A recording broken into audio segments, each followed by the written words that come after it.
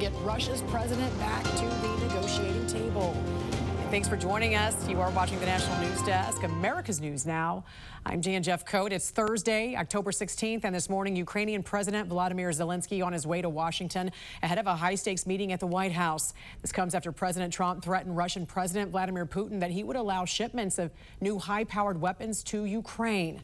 I want to get right to Mark Boyle at the live desk with the latest. And you know, Mark, of course, the White House hopes this could make all the difference and finally bring an end to this war. We shall see. The president's been pushing them for this for months now, Jan. We talked about these sales yesterday as the Ukrainian military starts to consider ramping up its attacks on Russia. The president of Ukraine is arriving back in D.C. for that meeting with President Trump tomorrow. The U.S. government is considering providing Kyiv with long-range weapons for those attacks on Russia. The Trump administration says the new arms could strike closer to home there in Russia and could be effective in getting them back to the negotiating table. We'll see, as Jan mentioned.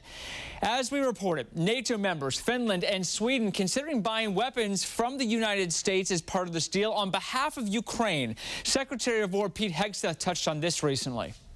I believe that's what the Pearl Initiative is, so our expectation today is that more countries donate even more, that they purchase even more to provide for Ukraine to bring that conflict to a peaceful conclusion.